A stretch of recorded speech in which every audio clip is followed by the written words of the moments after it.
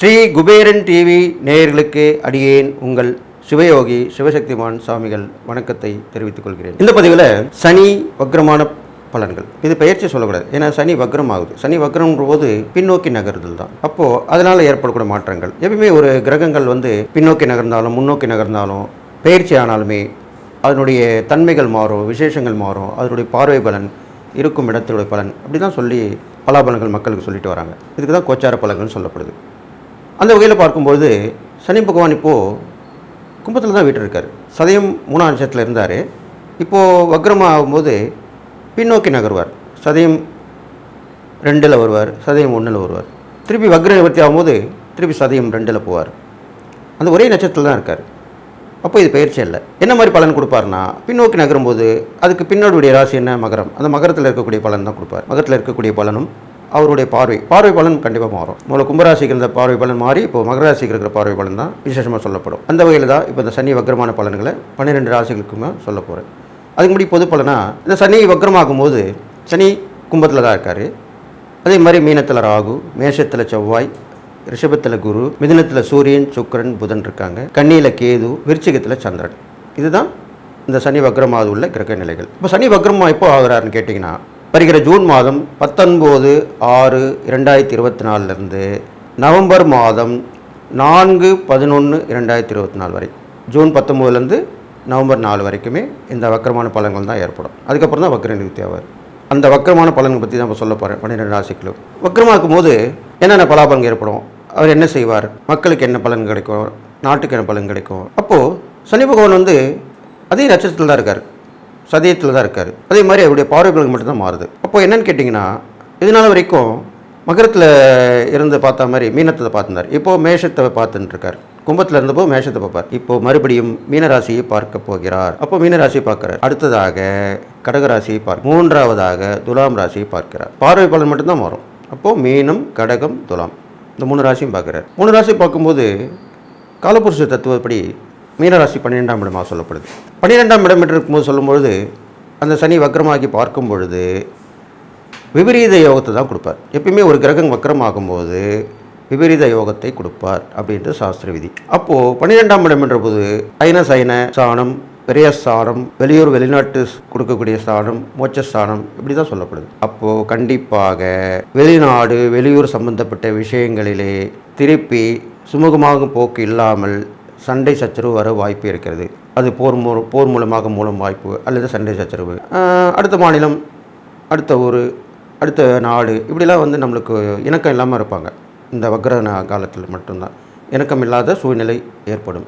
ஏன்னா சனியுடைய 3வது பார்வை ரொம்ப விசேஷமானது. அதன்படி பார்க்கும் பொழுது இருந்தாலும் அது குருவோட வீடாக இருக்கிறதால் சமாதானம் பண்ணி தான் சரி பண்ணுவாங்க. அடுத்ததாக மழை அதிகமாக வரப்போகிறது. இந்த சனி வக்ரமாகும் பொழுது அந்த நீர் ராசியை பார்க்கும் பொழுது, சனி கிரகமும் நீர் கிரகம் தான், நீர் கிரகம் நீர் ராசியை பார்க்குது. அப்போது அபரீதமான வெள்ளம், அதிகமான மழை கண்டிப்பாக பெய்யும். மழை வெள்ளத்தால் மக்கள் பாதிக்கப்படுவார்கள். பொருட்கள், வீடுகளை இழக்க நேரிடும்.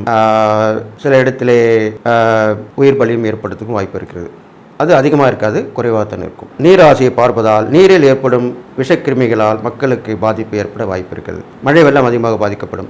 எரிமலை சீற்றம் இருக்கும். பூமி நிலநடுக்கம் சொல்கிறாங்க இல்லையா, அதுவும் நடக்கும். அடுத்ததாக கடகராசியை பார்க்க, கடகராசியும் நீராசி தான். அப்பொழுது 2 விதமான நீராசிகள் பார்க்கும்போது இன்னும் வெள்ளம் அதிகமாக இருக்கும், மழை அதிகமாக பொழியும். இதுவரை மழை இல்லாமல், நீர் பற்றாக்குறை இல்லாமல் தவித்த மக்களுக்கு வரப்பிரசாதமாக அமையப் போகிறது இந்த குரு சனியுடைய வக்ரகாலம். அடுத்ததாக பார்க்கும்பொழுது துளாராசியை பார்க்கிறார். துளாராசியை பார்க்கும் பொழுது நீதி நேர்மை நிலைநாட்டப்படும், சத்தியம் தவறாமல் கடைபிடிக்கப்படும். ஜட்ஜி இருக்காங்களே, நீதிபதி, அவங்க சரியான தீர்ப்பு வழங்குவாங்க. குற்றவாளிகள் தண்டிக்கப்படுவார்கள். பழைய குற்றவாளி இருப்பாங்க, ரொம்ப நாளாக தண்டனை கொடுக்காமே இருப்பாங்க, அவங்களுக்குலாம் இப்போ தண்டனை கண்டிப்பாக கொடுக்கப்படும். போர் மூலம் அவாமல் இருக்கிறது, அதுக்கு முன்னெச்சரிக்கை நடவடிக்கை எடுக்கும். முருகப்பெருமானையும் வாராகி தெய்வம் வழிபட்டால் போர், சண்டை, சச்சரவு எல்லாமே நிலைநிறுத்தப்படும், சமாதானம் ஏற்படும். இதெல்லாமே நடக்கும். பொது பலன் சொல்லியிருக்கேன். இந்த சனி வக்ர காலத்தில் இதெல்லாம் நடக்க போகுது. அடுத்து 12 ராசிகளுடான பலன்களையும் சொல்ல இருக்கிறேன். துளாராசி நேயர்கள் பார்த்தீங்கன்னாக்கா, இப்போது ஒரு விதமான ஏற்றத்தாழ்வு தான் ஏற்படுப்பது அவங்களுக்கு. 2 கட்ட நிலைமையில் தான் இருந்துட்டுருக்காங்க அவங்க. ஏன்னா எதுவுமே வரல, எதுவுமே நடக்கலை, ஒரு குழப்பங்கள் இருக்குது, பிரச்சனைகள் இருக்குது, இப்படி தான் சொல்லிட்டு வராங்க. இந்த வகையில் பார்க்கும்போது ஆனால் துலாத்தில் சனி பகவான் உச்சமாக வரார். எப்படி மகரம் கும்பம் சனியோட சொந்த வீடுன்னு சொல்லும்போது அவருடைய உச்சம் பெற்ற வீடு வந்து துலாம் தான் சொல்லப்படுது. அப்போ துளாராசிக்கு கண்டிப்பாக நல்லது தான் செய்வார். அதனால் இது ஒரு விதி. அப்போது பார்க்கும்பொழுது இந்த சனி வக்ர பலன்கள் கண்டிப்பாக துளாராசிக்கு நல்லதாக இருக்க போகுது. அந்த வகையில் பார்க்கும்போது உங்கள் ராசியை அவர் பார்க்குறார். இப்போ வக்ரமாக இருக்கும்போது உங்கள் ராசியை பார்க்குறார். 1ஆம் இடத்தை பார்க்குறார். அடுத்ததாக 6ஆம் இடத்தை பார்க்கிறார். அடுத்ததாக 10ஆம் இடத்தை பார்க்கிறார். இந்த 3 இடத்தையும் பார்க்குறார். அப்படி பார்க்கும்பொழுது என்ன நடக்கும்னு கேட்டிங்கனாக்கா, உங்களுடைய ராசி பார்க்கறனால உங்களுக்கு வந்து திறமைகள் வெளிப்படும். உங்களுடைய திறமைகள் வந்து வெளி உலகத்துக்கு வரும். இது நாள் வரைக்கும் வராமல் இருந்திருக்கும், இப்போ வரும். ஆஹா, உங்கள்கிட்ட இவ்வளோ விஷயம் இருந்ததா, எனக்கு தெரியவே தெரியாது, உங்களுக்கு கூட தான் நான் பழகியிருக்கேன், போயிருக்கேன், வந்திருக்கேன் அப்படின்னு சொல்லுவாங்க. இது மாதிரி நடக்கும். தடையாக இருந்த விஷயம் கண்டிப்பாக முடிவுக்கு வரும். தாமதமான விஷயம் சீக்கிரமாக முடியும். எதிர்பார்த்த இடத்துலேருந்து உதவிகள் கிடைக்கும். இதெல்லாமே கண்டிப்பாக நடக்க போகுது. இந்த சனி வக்ர காலகட்டத்தில் கண்டிப்பாக நடக்கும். அடுத்ததாக பார்த்தீங்கன்னாக்கா, உங்களுக்கு உங்களுடைய முயற்சியில் ஜெயம் கிடைக்கும். முயற்சியால் வெற்றி கிடைக்கும். ட்ரை பண்ணுவீங்க, கண்டிப்பாக வெற்றி கிடைக்கும். இது நாள் வரைக்கும் வெற்றி பெறாமல் இருப்பீங்க, இப்போ வெற்றி கிடைக்கும். இது மாதிரிலாம் நடக்கும் உங்களுக்கு. அடுத்ததாக பார்த்தீங்கன்னாக்கா, உங்களுக்கு எல்லா ஏற்றங்களும் உண்டாக போகுது. எல்லா ஏற்றங்களும்னா எப்படின்னா, உதவி இப்போது வேலைக்கு போயின்னு இருப்பீங்க, ஒரு முன்னேற்றமும் இல்லாமல் போயிருவீங்க. அப்போது அந்த வேலையில் மாற்றங்கள் ஏற்படும். அது மூலிமா ஒரு உயர்வு ஏற்படும். அது மாதிரி தொழிலில் முன்னேற்றங்கள், மாற்றங்கள், இடம் மாறணும். அந்த இடம் மாறும்போது கண்டிப்பாக நல்லது நடக்கும். அப்போ அந்த மாதிரி விஷயங்கள் நடக்கும். வியாபாரத்தில் அந்த மாதிரி நல்ல விஷயங்கள் நடக்க போகுது. கூட வேலை செய்கிறவங்களாலுமே நல்லது நடக்க போகுது. இதுமாதிரி நடக்கும் உங்களுக்கு.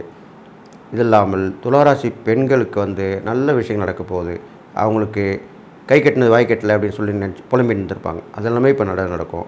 துணிஞ்சு அவங்க எல்லாத்துலையும் இறங்குவாங்க, தைரியமாக இருப்பாங்க, பிரகாசிப்பாங்க, பிரபலமாவாங்க. அவங்களுக்கு கைக்கு எட்டினது வாய் கட்டலன்னு சொன்னோம் இல்லையா, அது கிடச்சிரும். அது கிடச்சி ரொம்ப சந்தோஷப்படுவாங்க. இது மாதிரிலாம் ஒன்று பலன்கள் தான் நடக்க போகுது துளாராசிக்காரங்களுக்கு. அடுத்ததாக பார்த்திங்கனாக்கா, அவங்களுக்கு இழந்ததை வந்து மீண்டும் வந்து சேரும். இழந்தது மீண்டும் வந்து சேரும். அது வந்து பொருளாக இருக்கலாம், சொத்தாக இருக்கலாம், பணமாக இருக்கலாம். இதெல்லாம் வந்து பல வேறு வழியில் வரும், மாற்று வழியில் வந்து சேரும். இது மாதிரிலாம் கிடைக்கும். இது மாதிரிலாம் கிடச்சிட்டு வரும்போது நல்லது நடக்கும். அவங்களுக்கு புத்திரிகள் வகையில் நல்ல விஷயங்கள் நடக்க போகுது. அவங்களுடைய முன்னேற்றங்கள் வந்து தங்கு தடையின்றி நல்லா முன்னேற்றமான பாதையில் செல்ல போகிறாங்க. இது இல்லாமல் கணவன் மனைவி உறவு மேம்படும். பெரியவருடைய ஆசீர்வாதம் கிடைக்கும். இது இல்லாமல் நீங்கள் வெளியூர் செல்லும் பொழுது கவனமாக சென்று வர வேண்டும். இது முக்கியமான விஷயம். அப்போ நீங்கள் கவனமாக போயிட்டு கவனமாக வரணும். இது இல்லாமல் உங்களுக்கு குலதெய்வ பிரார்த்தனை தான் நிறைவேற்றுங்க. அது இப்போ உள்ள காலகட்டத்தில் கண்டிப்பாக செய்யணும். இஷ்ட தெய்வ வழிபாடு இருந்தால் அதையும் செஞ்சுட்டு வாங்க. இதெல்லாமே செஞ்சுட்டு வரலாம் துளாராசிக்காரங்க. அது இல்லாமல் நீங்கள் செய்யக்கூடிய துறையில் உங்கள் ஒர்க் இருக்குது, அதில் வந்து நீங்கள் என்னென்ன பண்ணலாம், மேன்மையாகிறதுக்கு என்ன பிளான் இருக்குது அப்படின்னு சொல்லி பிளான் பண்ணி செய்யுங்க. கண்டிப்பாக நல்லது நடக்கும். அது இல்லாமல் தியான மார்க்கமாக சொல்லலாம், இறை வழிபாடு பண்ணலாம். இது மாதிரிலாம் செஞ்சுட்டு வரலாம். யோசித்து செய்யக்கூடிய விஷயங்கள் எல்லாமே கண்டிப்பாக துளாராசிக்காரங்களுக்கு நல்லதாக நடக்க போகுது. இதனால் இருந்த பிரச்சனை எல்லாம் மாறப்போகுது. வீடு மனை சம்மந்தப்பட்ட விஷயங்கள், மனை சம்மந்தப்பட்ட அதெல்லாம் விற்றுரும். இப்போது விற்று அது மூலிமா வாங்கி வேறு சொத்து வாங்கி, ஒரு சொத்து விற்று ஒரு சொத்து வாங்குவீங்க. ஒரு வண்டியை விற்றுட்டு இன்னொரு வண்டியை வாங்குவீங்க. இது மாதிரிலாம் நடக்கும். இது மாதிரி விஷயங்கள் நடக்க போகுது. அது இல்லாமல் உங்களுக்கு கலைகள் புதுசாக இருக்கும். ஒரு இது இருக்கும், வேறு ஒரு கலை இருக்கும், அது கற்றுக்கிறதுக்குன்னா நேரம் வரும். ஒரு புது விதமான படிப்பு, இது படித்தாக்கா இதில் முன்னேற்றம் கிடைக்கும் அப்படின்னு ஒன்று இருக்கும் இல்லையா, அது மாதிரிலாம் நீங்கள் தேர்ந்தெடுத்து படிக்க போகிறீங்க. அது மூலிமா நல்ல பலன்கள் நடக்க போகுது. இதெல்லாம் நடக்க போகுது உங்களுக்கு துளாராசிக்காரங்களுக்கு. அடுத்ததாக பார்த்தீங்கன்னாக்கா, உங்களுக்கு நல்ல ஒரு விஷயம் தெரிஞ்ச ஒருத்தர் வந்து சேருவார் உங்கள் கூட. அது நட்பாக இருக்கலாம், உறவில் கூட இருந்திருக்கலாம், தூரத்து உறவாக இருக்கும். அவங்க வந்து சேருவாங்க. அவங்க வந்து சேர்ந்த உடனே உங்களுக்கு அவங்க மூலிமா நல்லது நடக்கும். அவங்க கைட் பண்ணுவாங்க. அவங்க கைட் பண்ணி நீ இப்படி போ, அப்படி பண்ணு, நான் சொல்கிறத செய், கண்டிப்பாக நல்லது நடக்கும் அப்படின்வாங்க. கூட இது நாள் வரைக்கும் எங்கே போயிருப்பாங்க ஏதான்னு தெரிஞ்சிருக்காது, திடீர்னு வந்து சேர்ந்துருவாங்க. சேர்ந்து உங்களுக்கு உதவியாக இருப்பாங்க. நீங்கள் அவங்களுக்கு உதவியாக இருப்பீங்க, அவங்க உங்களுக்கு உதவியாக இருப்பாங்க. இது மாதிரிலாம் நடக்கும். இது மாதிரி நடக்கிறது தான் இந்த காலகட்டங்கள், கிரகங்களோட சூழ்நிலை, இது மாதிரிலாம் வச்சு தான் நடக்கும். அப்போது எதிர்பாராமல் நடக்கும் இந்த விஷயம். அப்போது கண்டிப்பாக நடக்கும்போது உங்களுக்கு நன்மை தான் நடக்க போகுது. நீங்கள் இறை வழிபாடு பண்ணும்போது பார்த்திங்கனாக்கா, உங்களுக்கு துளாராசிக்காரங்க பெரும்பாலும் பெருமாள் நரசிம்மர் வழிபாடில் ரொம்ப உகந்ததாக சொல்லப்படுது.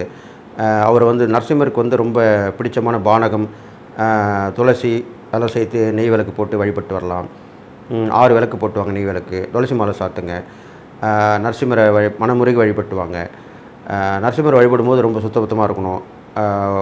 மனசில் எந்த விதமான சலனமும் இல்லாமல் ரொம்ப ஒரே நோக்கத்தோடு இருந்து வணங்கணும். அப்போ தான் அவர் பலன் கொடுப்பார். உடனே இமீடியட்டாக பலன் கொடுக்கக்கூடியவர் அவர் தான். அதனால் அவர் கண்டிப்பாக பலன் கொடுப்பார். அது இல்லாமல் தாயார் வழிபடுங்க, லக்ஷ்மியை வழிபடுவாங்க.